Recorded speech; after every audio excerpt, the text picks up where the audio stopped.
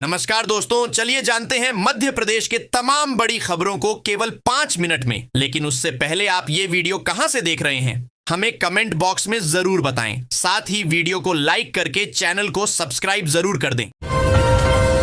नीमच जिले में एक बार फिर किसानों पर आफत के रूप में बेमौसम वर्षा और ओलावृष्टि हुई है, जिससे फसलों को नुकसान की प्राथमिक सूचना है। हालांकि आधिकारिक रूप से नुकसान की पुष्टि नहीं हो पाई है। जावद विकास खंड के 2 से 3 गांवों में अधिक ओलावृष्टि की सूचना मिली है। शहरी क्षेत्र के अलावा आसपास के गांवों में भी ओले गिरने की सूचना है, जिसके संबंध में कृषि विभाग जानकारी जुटा रहा है।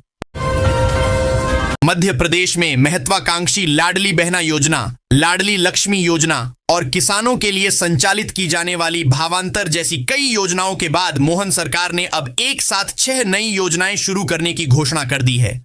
माना जा रहा है कि मध्य प्रदेश सरकार की ये योजनाएं प्रदेश को सक्षम और आत्मनिर्भर बनाएंगी। सरकार ने लक्ष्य के साथ इन 6 नई योजनाओं की घोषणा की है। बजट 2026 में इन योजनाओं के लिए अलग अलग राशि का प्रावधान किया गया है। मध्य प्रदेश के ग्वालियर जिले के कुलैथ गांव में आयोजित किसान सम्मेलन में मुख्यमंत्री डॉक्टर मोहन यादव ने पट्टाधारी किसानों के लिए बड़ी घोषणा की है। सीएम मोहन ने कहा कि जिन किसानों के पास पट्टे की जमीन है, जल्द ही उन जमीनों की रजिस्ट्री उन किसानों के नाम कराई जाएगी। इससे वो अपनी कर्म भूमि की गारंटी पर लोन भी ले सकेंगे। सीएम ने किसानों को बड़ी राहत देते हुए कहा, रजिस्ट्री शुल्क के खर्च को लेकर घबराने की जरूरत नहीं, क्योंकि रजिस्ट्री का पूरा खर्च भी राज्य सरकार वहन करेगी, जिस पर करीब 3,500 करोड़ रुपए खर्च होंगे। नेता प्रतिपक्ष उमंग सिंघार ने कहा कि जब सदन में 45 मिनट कुत्तों पर चर्चा कराई जा सकती है, तो फिर जिस मामले में इतने इंसानों की जान गई है, उसे पर चर्चा क्यों नहीं। उन्होंने कहा, सरकार असंवेदनशील हो रही है। यह मृत्यु नहीं, हत्याएं हैं। कफ सिरप का मामला हो या भागीरथपुरा का, मंत्री भी इनके जिम्मेदार हैं। इन्हें नैतिकता के आधार पर त्याग पत्र देना चाहिए। रहमतों और बरकतों का महीना रमजान शहर में पूरे एहतराम और अकीदत के साथ शुरू हुआ।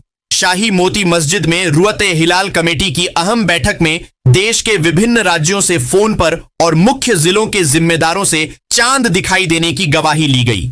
जैसे ही रमजान का चांद नजर आने की तस्दीक हुई, भोपाल के हनुमानगंज थाना प्रभारी अवधेश भदौरिया ने रानी कमलापति स्टेशन से दिल्ली जा रही वंदे भारत ट्रेन में सामान रखने को लेकर सहयात्रियों के साथ जमकर विवाद किया। उनके साथ यात्रा कर रहे बैंक कर्मी के साथ सामान रखने को लेकर विवाद शुरू हुआ था। आरोप है कि उन्होंने ग्वालियर में युवकों को बुलाकर बैंक कर्मी के साथ मारपीट भी कराई। ग्वालियर में जीआरपी थाने में मामला पहुंचा तो दबाव बनाकर राजीनामा भी लिखवा लिया। यह घटनाक्रम गत 16 फरवरी का है। हालांकि जीआरपी के अफसर दबाव डालने के आरोपों से इनकार कर रहे हैं।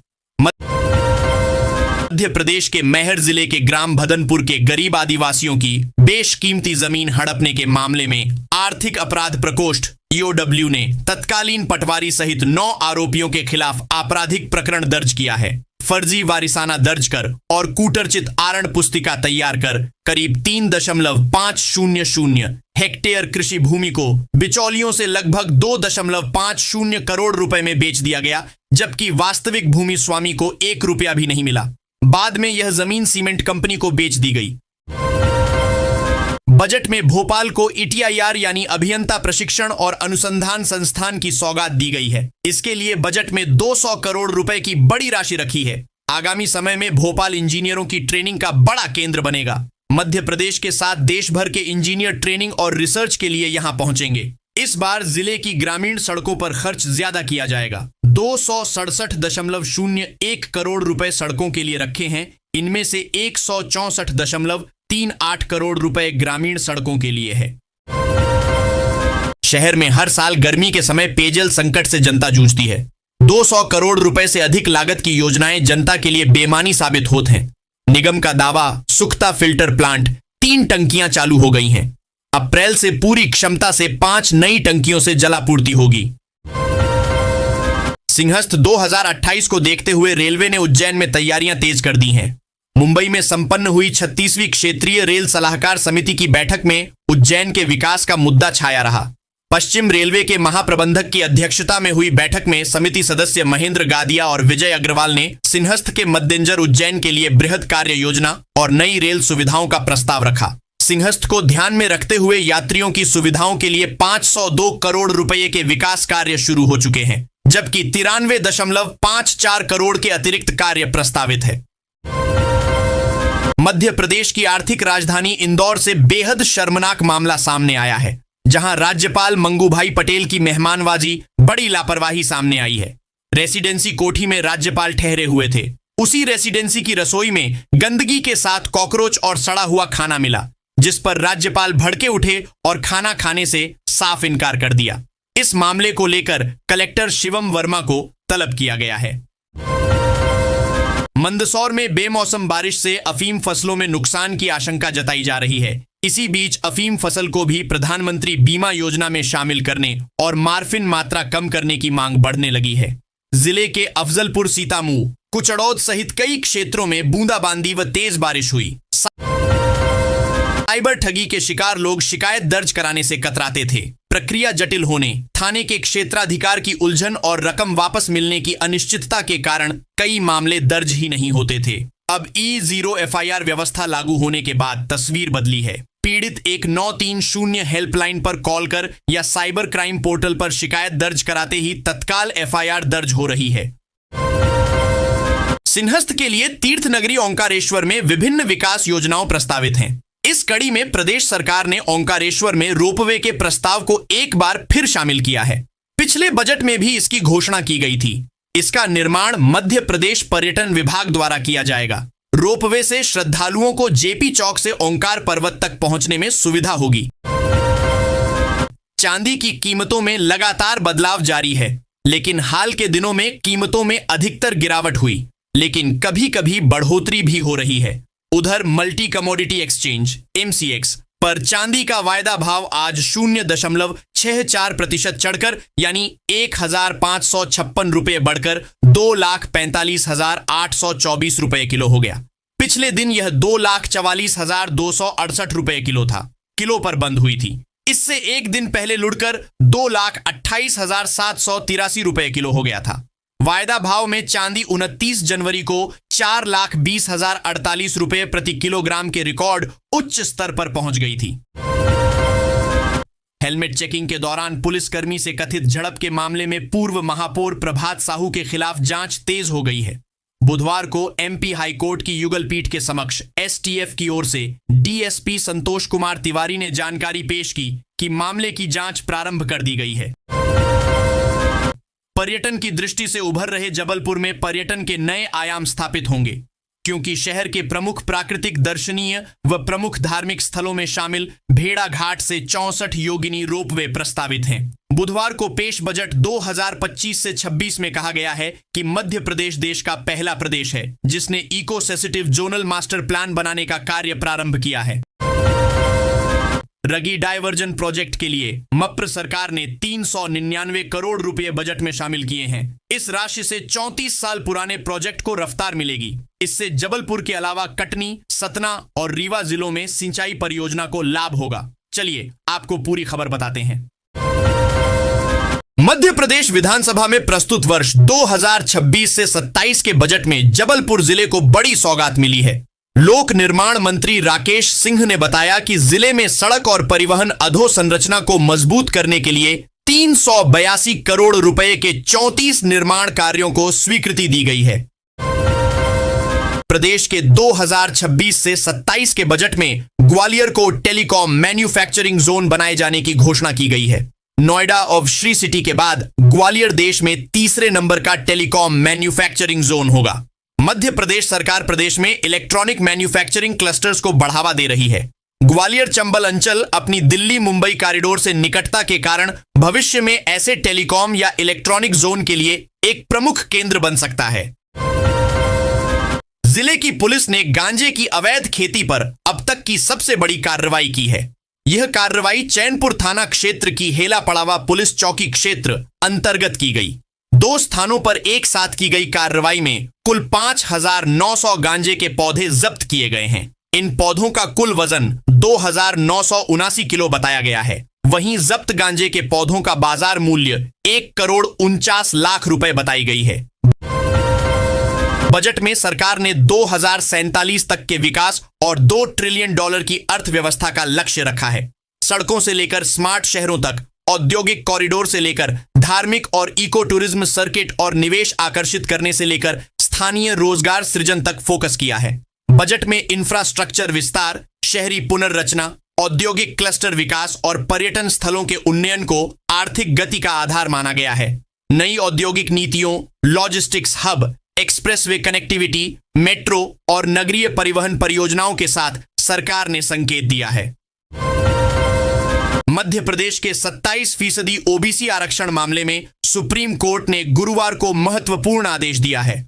लंबी कानूनी विवाद के बाद सुप्रीम कोर्ट ने इस मामले को मध्य प्रदेश हाई कोर्ट वापस भेज दिया है। सुप्रीम कोर्ट ने यह भी कहा है कि अंतिम फैसला अब मध्य प्रदेश हाई कोर्ट ही करेगा। इस फैसले के बाद मध्य प्रदेश में ओबीसी आरक्षण को लेकर चल रही सियासी हलचल अब तेज हो सकती है। इंदौर जिले में मतदाता सूची के विशेष गहन पुनरीक्षण एसआईआर की पहले और दूसरे चरण की प्रक्रिया पूरी हो चुकी है। अब 21 फरवरी को अंतिम मतदाता सूची का प्रकाशन होगा। पहले चरण में 28.67 लाख मतदाताओं के फॉर्म भराकर प्रारंभिक मतदाता सूची का प्रकाशन किया गया। जिले के महिला थाना में शहर की एक प्रसिद्ध मंदिर के पुजारी के खिलाफ दुराचार व STSC एक्ट के तहत मामला दर्ज किया गया है। इसमें पीड़ित युवती ने पुजारी आशीष राज तिवारी उर्फ छोटू पिता अनंत राज तिवारी निवासी विराटेश्वरी धामगंज दुर्गा मंदिर शहडोल के ऊपर शादी झांसा देकर उसके साथ कई बार दुराचार करने का आरोप लगाया गया है।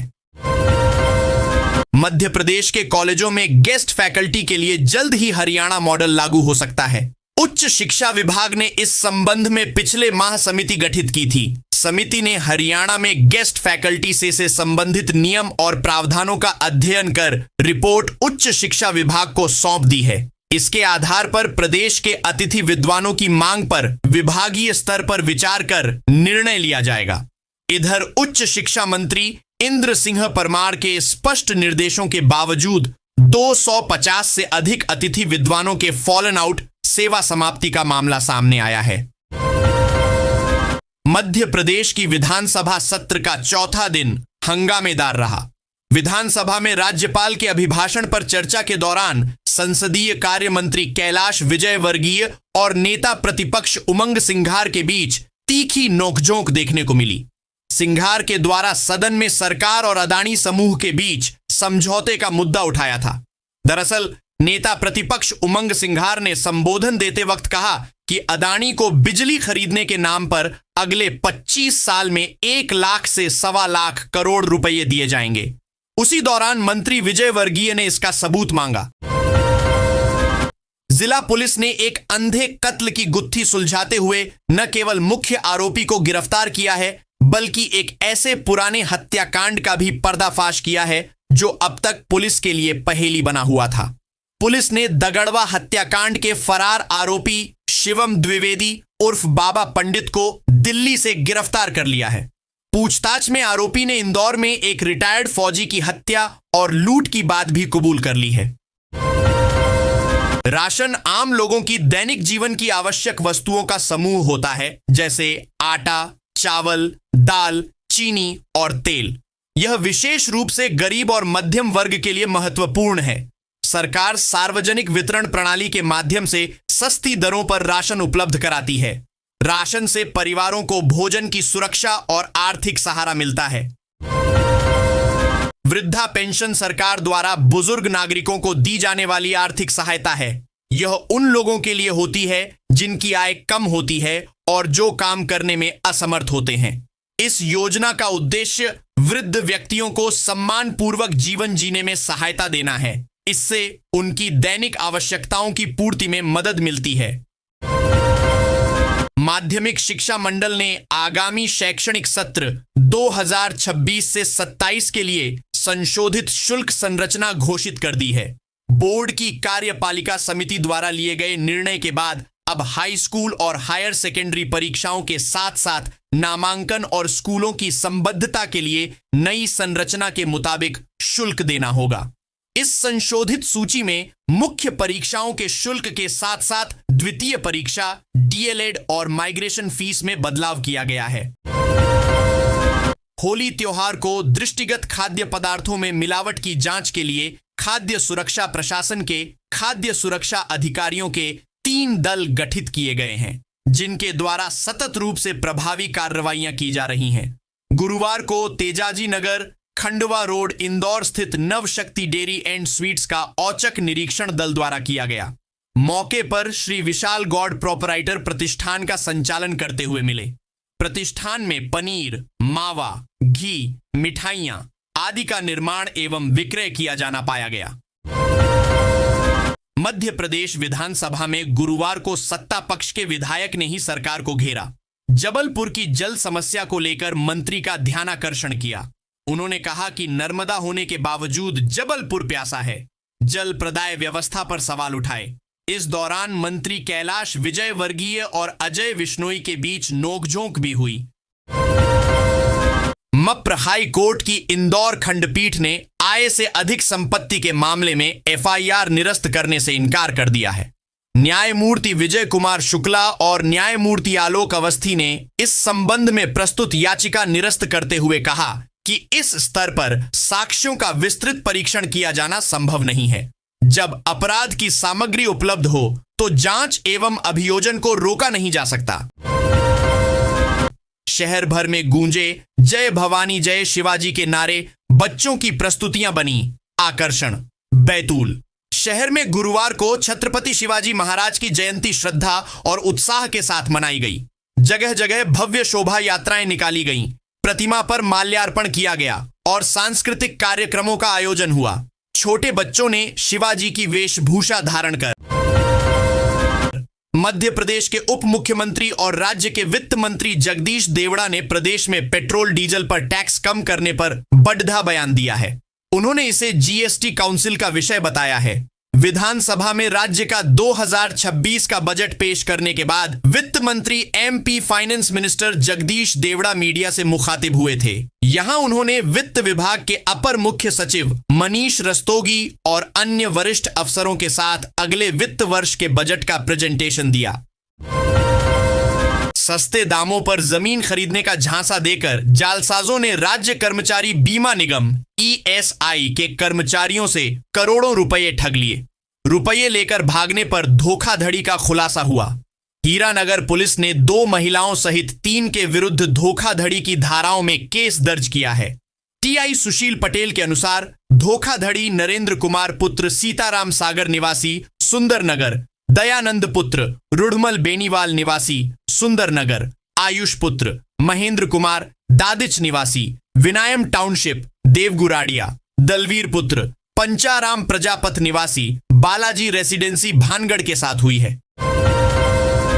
झूठी शिकायत लेकर कैलारस थाने में जाना और पुलिस से एफआईआर दर्ज कराने मांग करना मुसीबत को न्योता देने जैसा होगा, क्योंकि कैलारस के नए टीआई सतेंद्र कुशवाहा को झूठी शिकायत करने वाले लोग कतई पसंद नहीं हैं। पुलिस का समय बर्बाद करने के एवज में मिथ्या रिपोर्ट करने वालों का वह अच्छी खैर खबर लेते हैं। इसी पद्धति से काम करते हुए उन्होंने अंबाह में फर्जी शिकायतों पर प्रभावी तरीके से लगाम लगाई थी।